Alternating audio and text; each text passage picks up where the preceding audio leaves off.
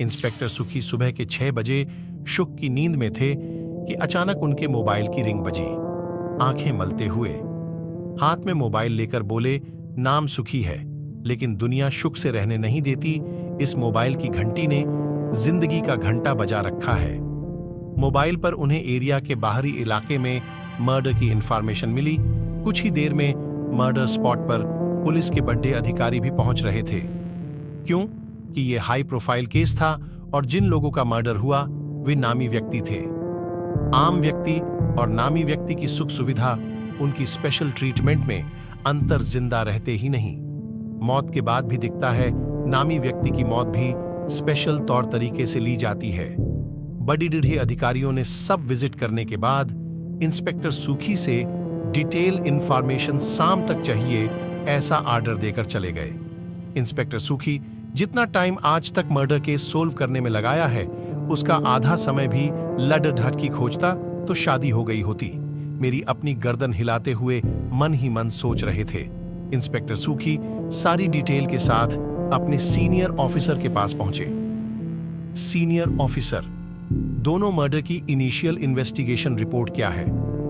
Inspector सुखी, sir, दोनों murder शहर के बाहरी इलाके की बंद पडिढ़ी आइस फैक्ट्री में हुआ है। दोनों के शरीर पर 7 मारपीट के निशान मिले हैं। दोनों विक्टिम की हत्या एक बड्ढे से हॉल एक दूसरे के सामने की गई। कुमार के दोनों हाथ बंधे हुए थे। उनके सीने की पसलियों के बीच में बद्धा घाव था जो गीला था।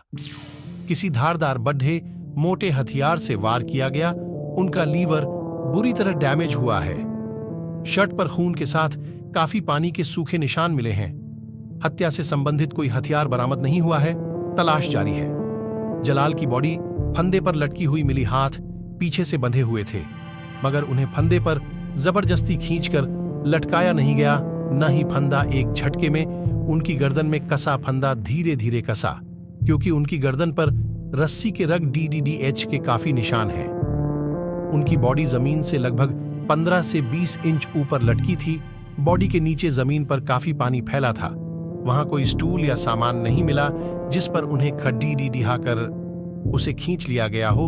हॉल खाली था, कोई सामान नहीं था। जलाल के शरीर पर कपड़ी ढे और पैरों में जूते थे। जमीन पर पुरानी धूल जमी हुई थी जिस पर कातिल और दोनों विक्टिम के पैरों के निशान थे। उन दोनों का मर्डर क्यों हुआ और कैसे हुआ, ये अभी मिस्ट्री है। सीनियर ऑफिसर, 2 दिन के अंदर investigation, detail report, postmortem report मेरी तबल पर होना चाहिए। कातिल का पता जल्द से जल्द लगाओ।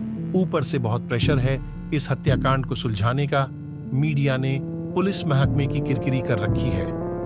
इंस्पेक्टर सुख ने अपनी जांच शुरू की ही थी कि शहर से कुछ दूर एक और नामी व्यक्ति रॉबर्ट के फार्म हाउस में आग लगने की सूचना मिली। पुलिस पहुंची। जिस रूम में आग लगी थी उसका दरवाजा अंदर से बंद था। पुलिस ने दरवाजा ठोड़ा, कमरा पूरा जल चुका था। कमरे में टेबल, कुर्सी, विंडो, ऐसी डाइनिंग टेबल, कालीन, सभी कुछ बुरी तरह जल चुका था। अंदर एक बुरी तरह जली हुई लाश थी। तभी फार्म हाउस का केयरटेकर रमेश दौड़ता आया और ये सब जानकर रोने लगा।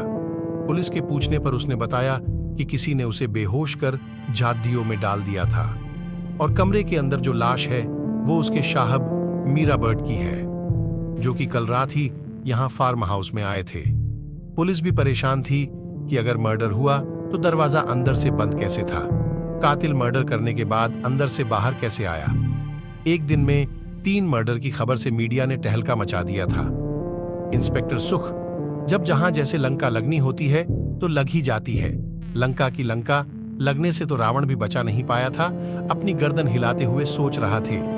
इंस्पेक्टर सुख अपनी टीम लेकर इन्वेस्टिगेशन में लग गए थे मगर कोई लीड नहीं मिल रही थी। सीसीटीवी में एक व्यक्ति की शिनाख्त हुई, उसका मुंह ढका हुआ था। उसके बारे में कोई लीड नहीं मिल रही थी। पुलिस को खबर मिली कि उन्हें जिस हत्यारे की तलाश है उसे कुछ गैंग भी ढूंढ रहे थे, लेकिन गैंग इस मामले में क्यों इन्वॉल्व है और उन्हें कातिल से क्या लेना देना है इसकी कोई खबर नहीं थी। मीडिया में हर रोज एक दिन में 3 कत्ल, एक जल्लाद शहर में खुला घूम रहा है। पुलिस उस जल्लाद को पकड़ने में नाकाम। मीडिया ने उस कातिल को जल्लाद का नाम दे दिया था।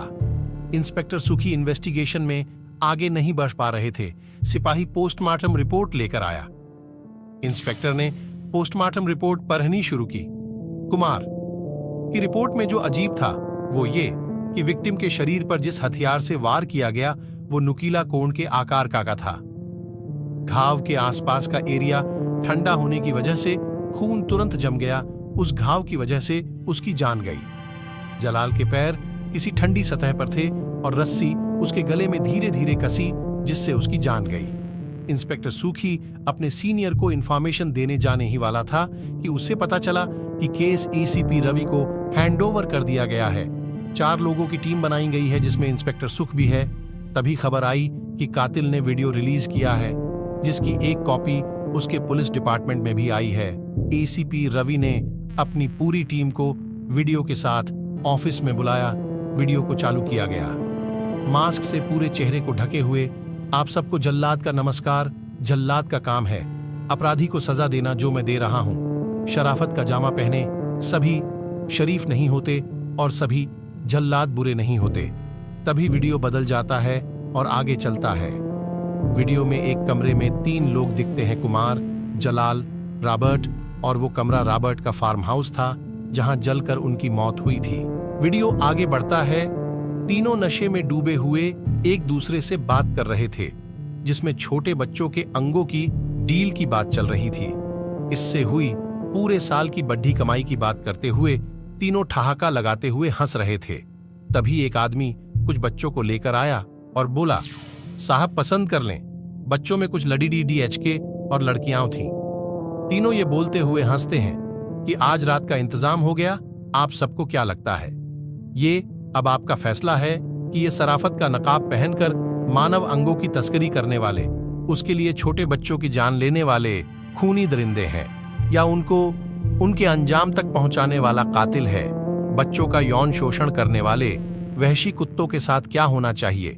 वीडियो आगे बढ़ता है। तीनों नशे में बातें करते हैं कि हर साल बिजनेस बढ़ता जा रहा है, 2 गुने बच्चों की जरूरत पड़ेगी। कुमार हंसते हुए मजाक में पूछता है, जिंदगी तो हम अपने हिसाब से अय्यासी वाली जी रहे हैं।